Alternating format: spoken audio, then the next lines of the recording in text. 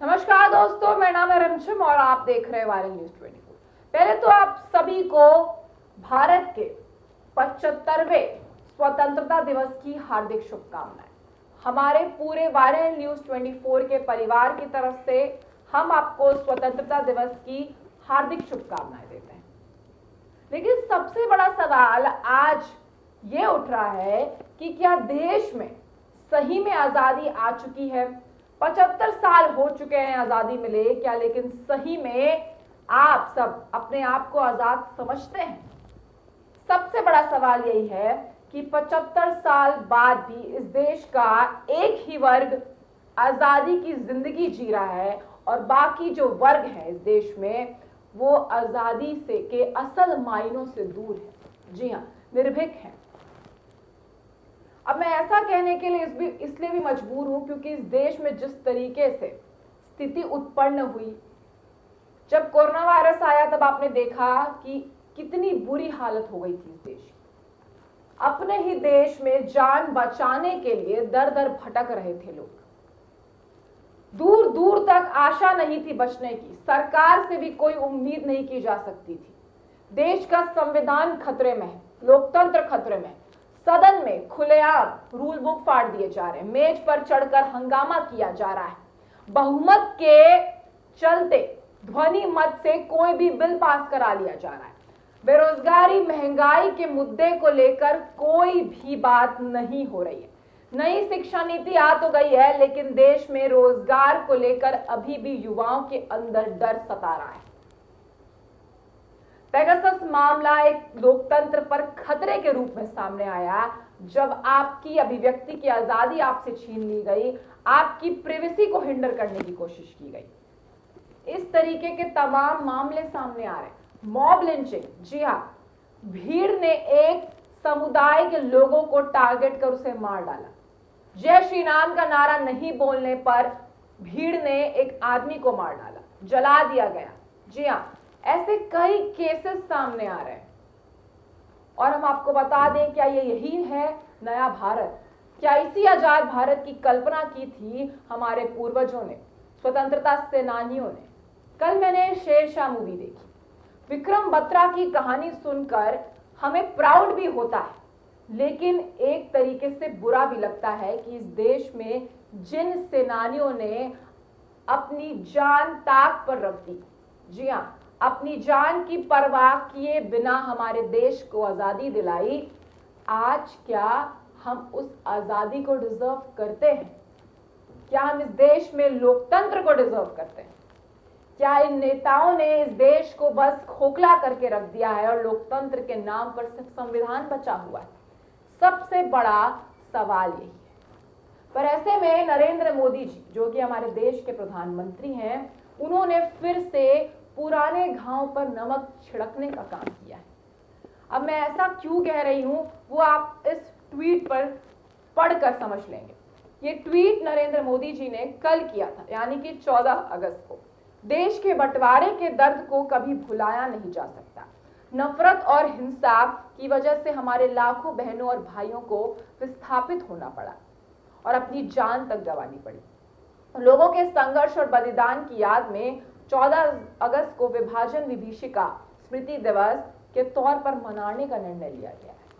आपको समझ में आ ही गया होगा कि किस विभाजन की बात की जा रही है।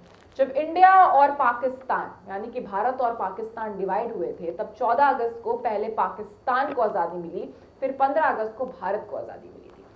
कल 14 अगस्त को पाकिस्तान अपना इंडिपेंडेंस डे मना रहा था, तो आज हम अपना इंडिपेंडेंस डे मना रहे हैं। लेकिन सबसे बड़ा सवाल यह है कि जब टू नेशन की थ्योरी आई, तो उस टू नेशन थ्योरी को लेकर सवाल किस पर उठे? जवाहरलाल नेहरू जी पे, कि आखिर में देश का विभाजन करने का सबसे बड़ा जो आरोप लगा वो लगा जवाहरलाल नेहरू पे। हमेशा बीजेपी सरकार नेहरू सरकार पर निशाना साधती रही। उनका बस चलता तो उनकी हस्तियों पर भी मुकदमा कर देती कि इस देश में स्वतंत्रता के बाद ही विभाजन का ये जो मुख्य कॉन्सेप्ट है, ये जो कॉन्सेप्ट आया, ये आया जवाहरलाल नेहरू की तरफ से। लेकिन असल में हमने पूरे मुद्दे को, पूरे आंकड़ों को, पूरे तथ्यों को खंगाला और हमें पता चला कि आरएसएस के नेता, जी हाँ, आरएसएस के नेता, हिंदू महासभा के नेता वीर सावरकर जी की एक बुक है एसेंशियल्स ऑफ हिंदुत्व, जिसमें उन्होंने एक हिंदू राष्ट्र को बनाने की परिकल्पना की थी और टू नेशन थ्योरी देने वाले भी वीर सावरकर ही थे। वो आरएसएस के एक प्रमुख नेता भी थे और हिंदू महासभा के एक एक्टिव मेंबर भी थे, जी हाँ, और उन्हीं की आइडियोलॉजी पे चल रही है बीजेपी सरकार।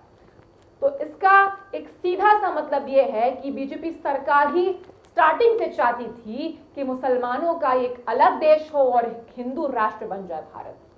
लेकिन अगर भीमराव अंबेडकर जी ने अपने संविधान में से यूनिटी और स्ट्रेंथ और एक सेक्युलरिज्म की बात नहीं की होती, अगर हम एक डेमोक्रेटिक कंट्री नहीं होते, तो आज ये देश एक समुदाय विशेष का देश बन के रह जाता, एक धर्म विशेष का देश बनकर रह जाता। और हम जो हर बार नारे लगाते हैं हिंदू मुस्लिम एक समान, वो भी नारा कहीं दूर दूर तक पीछे छूट जाता। सारे जहां से अच्छा हिंदुस्तान हमारा, हम इसका नारा लगाते हैं, लेकिन असल में ये गाना गाने वाले भी, ये गाना लिखने वाले भी, जी हाँ, एक मुस्लिम समुदाय के, जी हाँ, मोहम्मद इकबाल की बात कर रही हूँ। इस देश में धर्म के नाम पर कब तक बंटते रहेंगे लोग? कब तक इस देश में मॉब लिंचिंग, जय श्री राम, अल्लाह अकबर के नारे लगते रहेंगे और हम देश को पहले ना रखकर अपने धर्म को पहले रखेंगे? देश से बड़ा कोई धर्म नहीं होता है, ये बात हर किसी को पता है, लेकिन असल में अपने जहन में ये बात कोई उतारना नहीं चाहता है। 15 अगस्त हमें आजादी मिली, पर इस आजादी में कितने लोगों का हाथ था, कितने लोगों ने अपनी जान गंवाई, हम उनके बलिदान को आखिर क्यों भूल जाते हैं? क्यों बस एक ही दिन हमें याद आता है उनकी शहादत? क्यों 365 दिन हम उन्हें याद नहीं करते? क्यों हम भूल जाते हैं कि ये आजादी हमें विरासत में नहीं मिली है? ये आजादी ना किसी कांग्रेस पार्टी ने दिलाई, ना किसी बीजेपी पार्टी ने दिलाई, ये स्वतंत्रता सेनानियों ने दिलाई, ये उन फ्रीडम फाइटर्स ने दिलाई। महात्मा गांधी, लाल बाल पाल, लाल बहादुर शास्त्री जी, सुभाष चंद्रशेखर बोस, भगत सिंह, चंद्रशेखर आजाद जैसे कई अनगिनत नाम हैं जिन्होंने अपनी कुर्बानी दे दी और हमें आज स्वतंत्र भारत में रहने की आजादी है, अभिव्यक्ति की आजादी, संविधान है हमारे पास, वर्ल्ड का लॉन्गेस्ट कॉन्स्टिट्यूशन है हमारे पास, लेकिन फिर भी कमी कहीं ना कहीं रही जाती है क्योंकि हम अपने अधिकार से अभी भी वंचित नहीं। बाकी खबरों के लिए बने रहे वायरल न्यूज 24 के साथ। जाते जाते आपको यही संदेश देना चाहूंगी कि इस देश को आजाद हुए 75 साल तो हो गए हैं, लेकिन आप समझिए कि आजादी के सही मायने क्या होते हैं। जी हाँ, इस देश को आजादी दिलाने के लिए लाखों लोगों ने अपनी जान की कुर्बानी दे दी, तो क्या हमें इस तरीके से उनके बलिदान को व्यर्थ नहीं करना चाहिए, वेन में जाने नहीं देना चाहिए। धन्यवाद।